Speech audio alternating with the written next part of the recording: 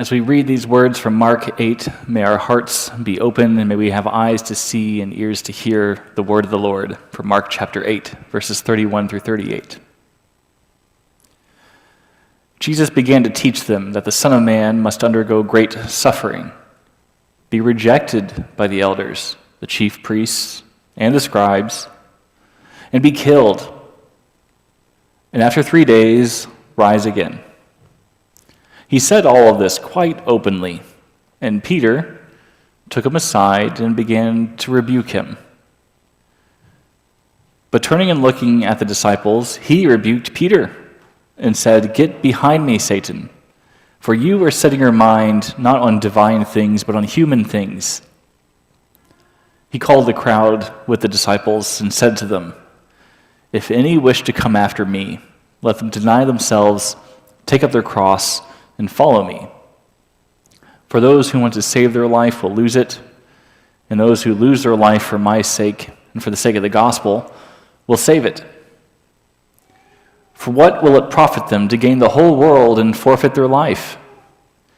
Indeed, what can they give in return for their life?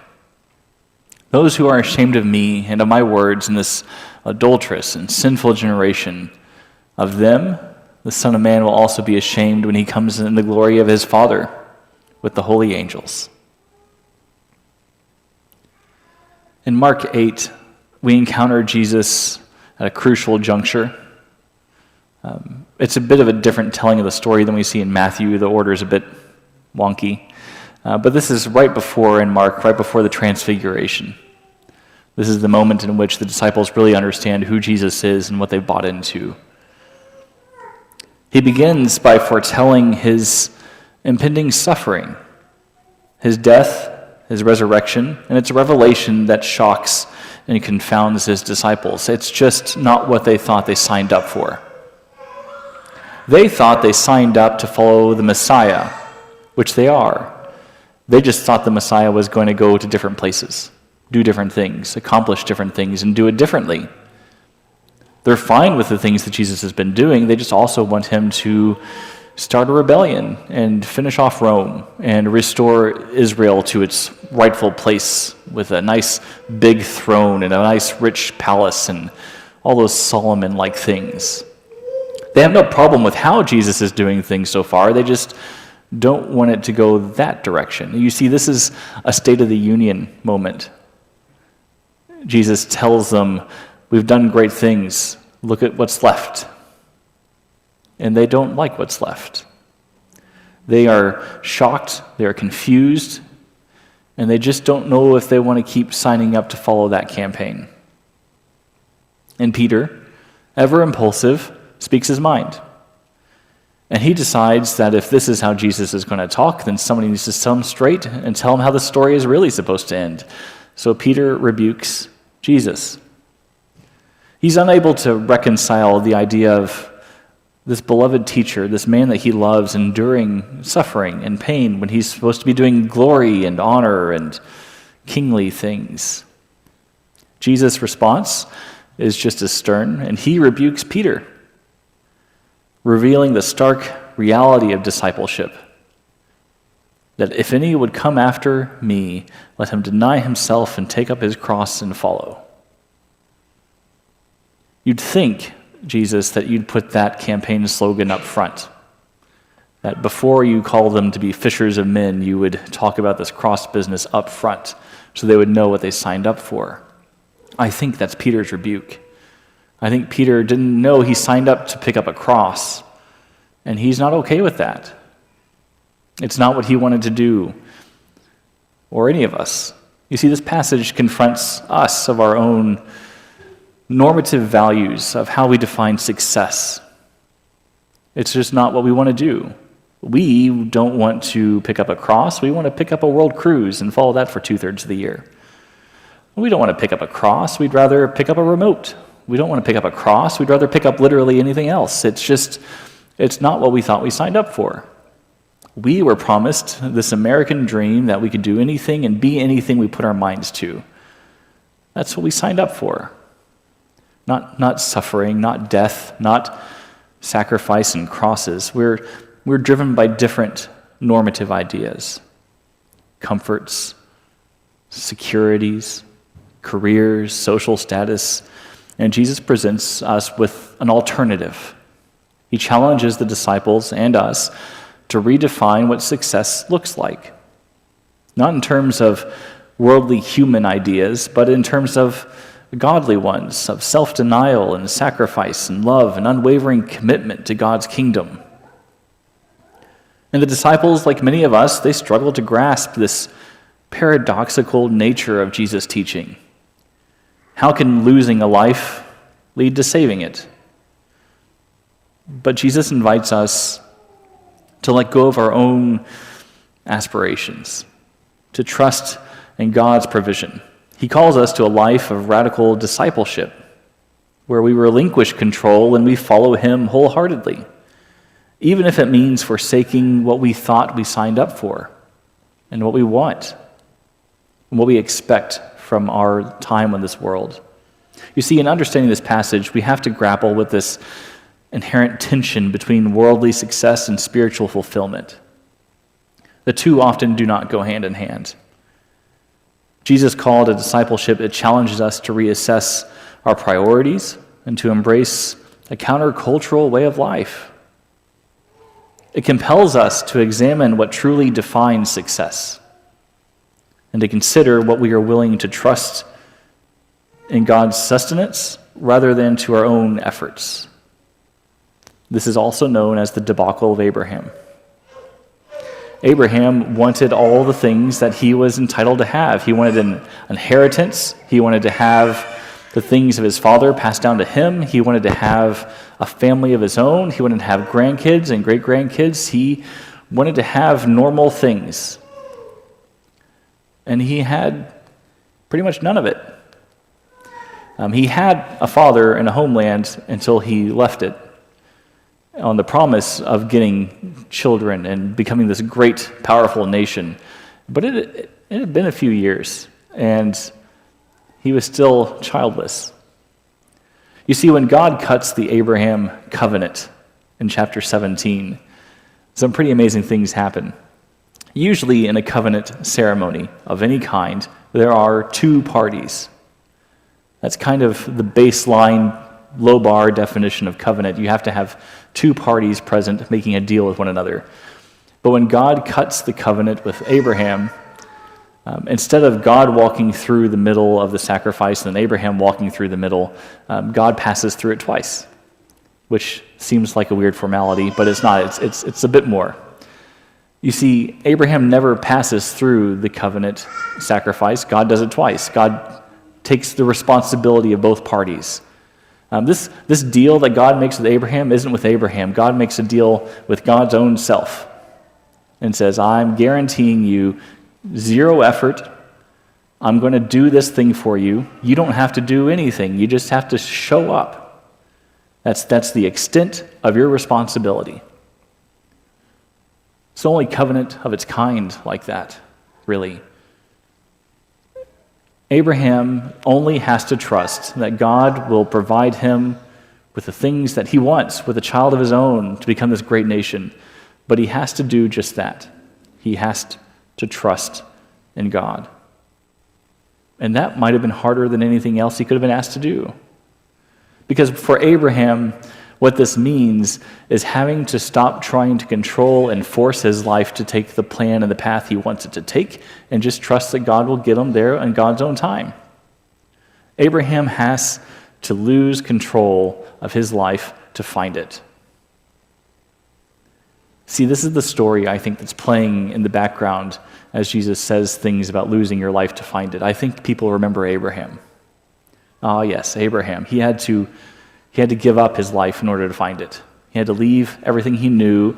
He had to give up control. He had to give up trying to force it to happen. You can't try to force a family with Hagar, Abraham. You have to trust that God will make this happen, even if it seems impossible. This is the kind of thing that Peter rejects. Because who wants to do that? Nobody wants to do that. What we have to decide as we read this passage, whether we are willing to trust in God's ability to provide or our own. And usually we choose to trust ourselves. In Mark 8, we uncover this profound implication of Jesus' teachings on true success and discipleship. You see, at the heart of this message lies a radical redefinition of what it means to live a successful life. We think we understand what it means to be successful in life, and we think we've got a good handle on it. We have 5-year, 10-year, 15-year plans. But rather than measuring success by those worldly standards of wealth or power or recognition, Jesus presents a new, confusing idea that true success is found in self-denial, not self-fulfillment. True success is found in taking up a cross, not avoiding suffering. True success is from following Him and not your 5-year, 10-year, 15-year plans. His call to discipleship is just not comfortable. We don't like it. It challenges us to relinquish our own desires, our own ambitions, to die to self, to embrace a life of sacrifice and service.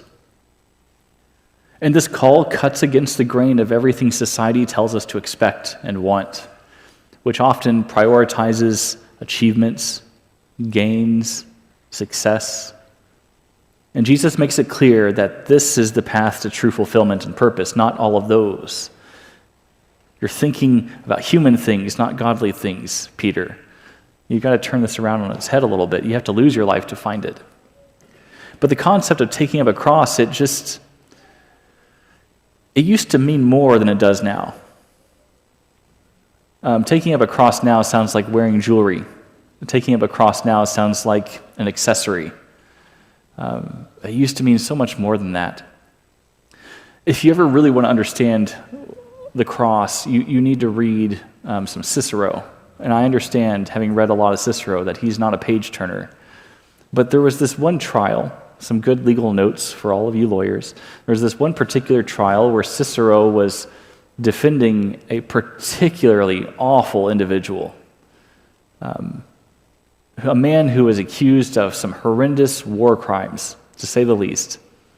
And someone suggested that crucifixion might be an appropriate punishment for all the things this terrible person had done. And Cicero has to stand up and say, yes, this man is awful and deserves to die and so much more. However, no one deserves the punishment of crucifixion. It's uncivilized, it's degrading, it's painful, it's unnecessary, it's brutish. In the face of a man who has committed hundreds of war crimes, crucifixion was too much of a punishment. That was the official Roman stance on crucifixion. For Jesus to say, take up your cross and follow me, is to say, I need you to accept a punishment that's too much for a war criminal, a man who has committed genocide. It just doesn't carry that weight anymore, does it? When we say, take up your cross and follow me, it's too cliche, it's too bumper sticker. We've lost that significance that used to carry. If you're going to follow me, you need to accept the worst things that this life has to offer, the things that no one else deserves, and follow. Of course, Peter rebuked him. That's not how you kick off a campaign. You don't say things like that. No one talks like that. No one thinks like that. No one wants any of that. But by calling his disciples to take up their crosses, he invites them and us to embrace a life that is characterized by suffering, humility, pain, sacrifice. It's a call to lay down our own agendas and to follow Jesus, especially when the path is difficult and painful. And it's central to Jesus' teaching is this idea of losing your life in order to save it. The paradox lies at the heart of discipleship. It's the heart of the gospel. By surrendering our lives to God's will, we find true life. We find communion with God. We align ourselves with God's purposes. It's a life marked with deep joy and peace and fulfillment, alongside of trial and hardship and suffering and pain and sacrifice. The two go hand in hand. As we read these words, we're confronted with this fundamental choice, aren't we? Peter's debacle, Abraham's debacle. Are we going to prioritize those worldly human things, how the world would define success? Or are we going to embrace this radical call of discipleship? Do we, like Peter, say no to God's plans because they don't line up with what we want? Or do we grab a cross and follow Jesus anyway? That is the debate. That is the huge dilemma of Mark chapter 8. Jesus beckons us to reorient our lives around him and this cross, to trust in his provision, and to find true success in following his example of selfless love and sacrifice. Because Abraham couldn't have had Isaac on his own. No matter how much he tried, no matter how much he wanted, no matter how much he wanted to force Isaac to happen, he couldn't do that on his own. And Jesus tells Peter, it's not going to happen your way. I'm not going to sit on the throne that you think I'm going to sit on. I'm not going to fight Rome the way that you think I'm going to fight Rome. It's not going to happen the way that you want it to happen. You have to do it my way. My way looks like a cross. You want to pick one of those up and follow? And you know what I love most about this story? That's where it stops. That's the end of the story. There's no statistics. There's no numbers. There's no attrition rate. There would have been. And I want to know what it was. I want to know what the attrition rate was after this State of the Union. How many points did he lose to the competitors? The competitors being literally anyone else who doesn't talk about crosses. Because at the core of it, this passage challenges anyone, everyone, those who heard it then, those who hear it now, to reconsider how we define life and to embrace a deeper, more holistic vision that's rooted in a communion with God. One theological implication of this passage is this transformative power of surrender.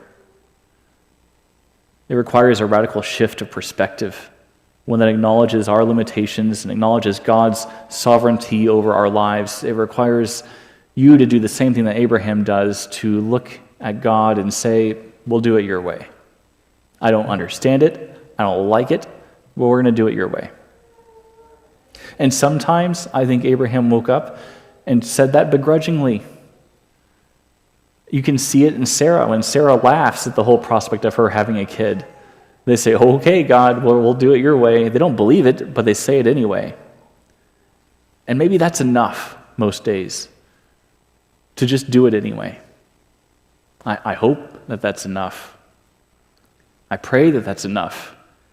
And I hope that that's what Peter figured out too. I hope Peter said, okay, we'll do it your way. And we know that Peter follows him up the mountain next. We know that. Mark 9, if you keep reading, Peter follows Jesus up the mountain, and he sees Jesus transformed in all of his glory, and he still tries to talk Jesus out of this cross thing. I think it's this constant tension, this back and forth of God's way or Peter's way. And I think that this passage highlights the importance of community because of that. Jesus' call to discipleship is not this individual effort. It's a communal effort. So that on those days where we begrudgingly say, I don't want to carry a cross today, someone else can come along and say, well, then how about you help me carry mine?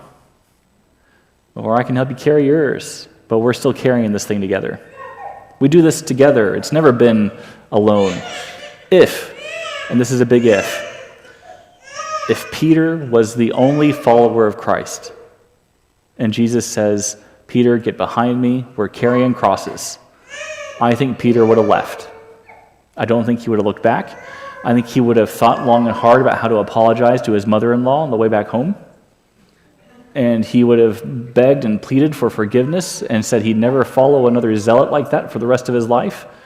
If Peter had done this by himself, there's no way he would have went up a mountain. But he goes up with James and John, who I'm sure told Peter, yes, he just called you Satan. Just stick it out. Go up the mountain anyway. See what happens next. He had someone else to do it with, and that's not a small thing. And we have someone else to do this We are called to support and encourage one another, with sharing in each other's joys and burdens and trials and successes, whatever that looks like.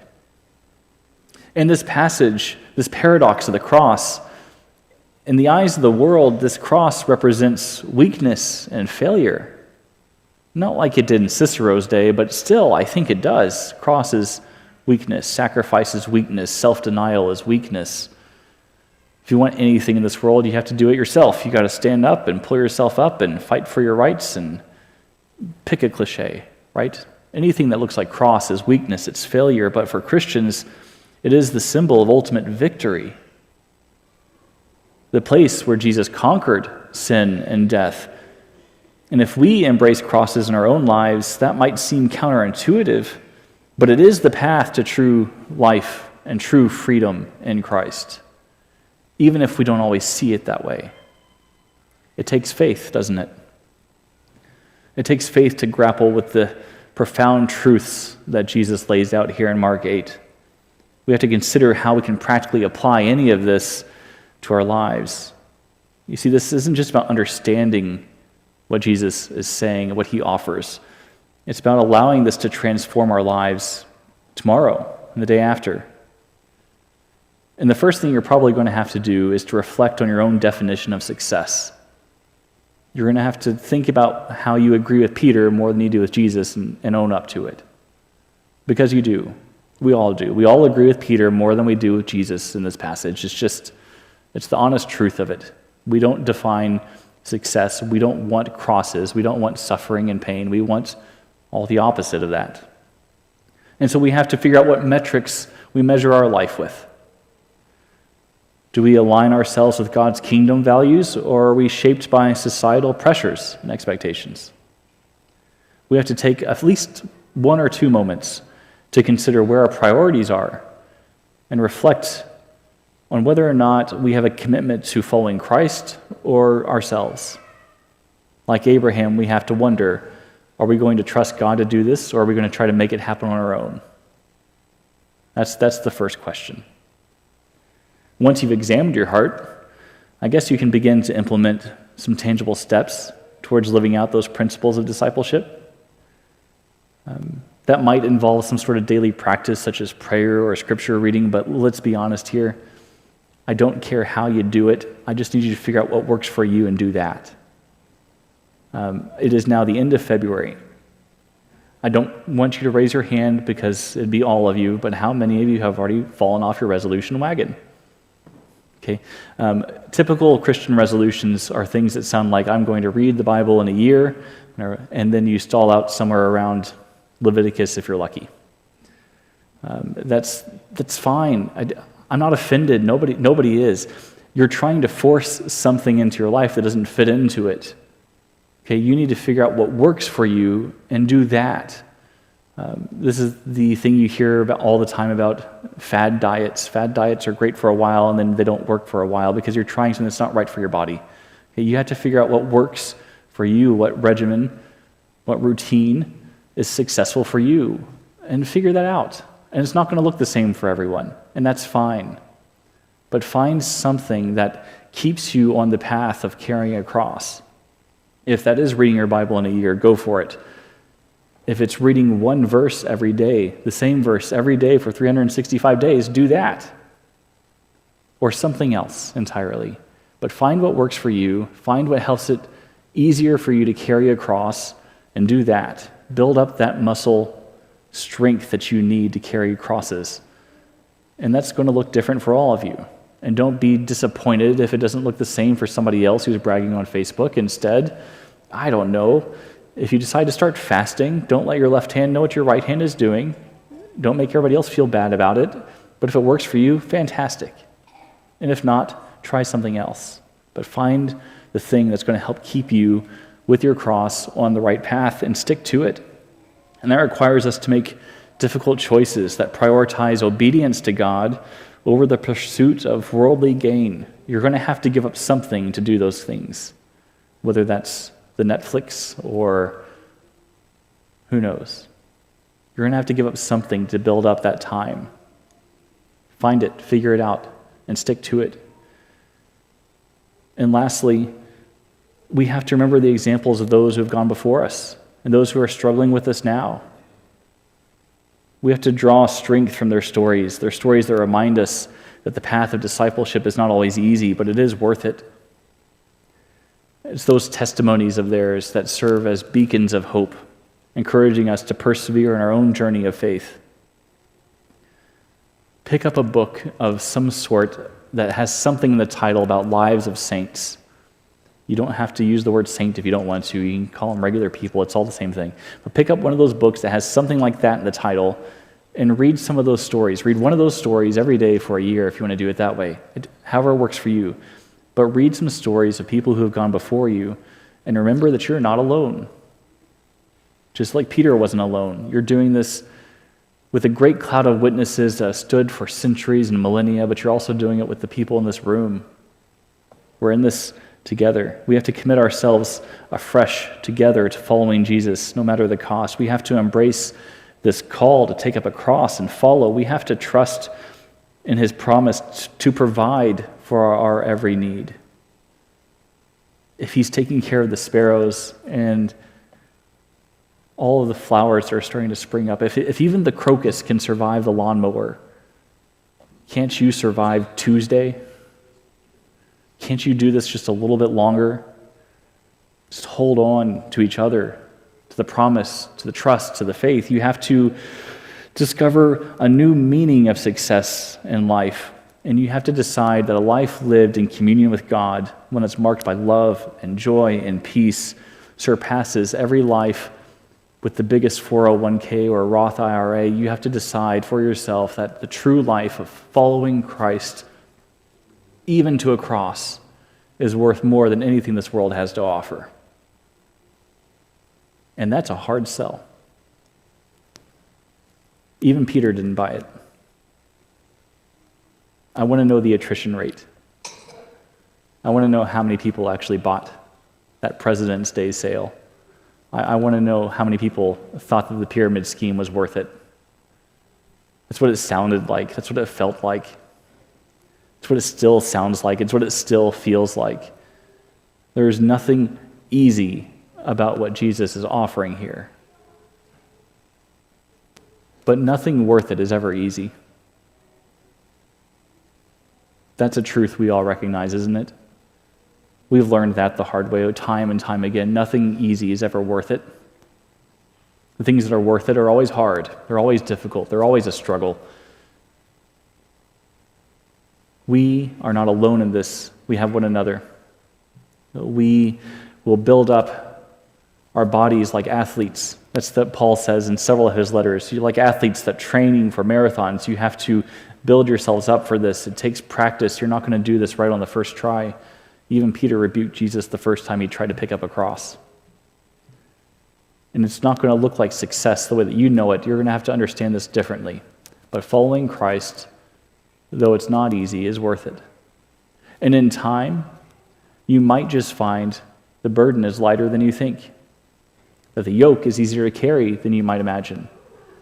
Because truth be told, and this sounds the most ridiculous of everything I've said so far, truth be told, the burden and yoke of Christ is still lighter and easier than that of whatever thing you're trying to make happen in your life, than the anxieties that you carry, than the depression that weighs you down, than the failures that you are trying to overcome on your own. Whatever it is that you're trying to force happening in your life is still harder and more difficult than the cross of Christ. And if that sounds backwards, then you just might have to let go of your things and lose your life in order to find it. And one day that'll make sense. It'll click. That you have to let go of what you expect in this world in order to grab hold of what God has already planned for us. So we come to this table together, in part out of rote memory. It's just what we do on Sundays. And that's not a bad thing. It builds that muscle memory. It reminds us that we are not alone in this, that we're not trying to carry crosses by ourselves.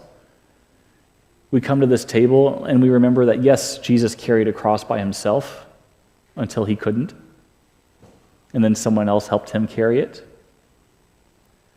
And we remember that we can carry a cross by ourselves until we can't, and someone else will help us carry it.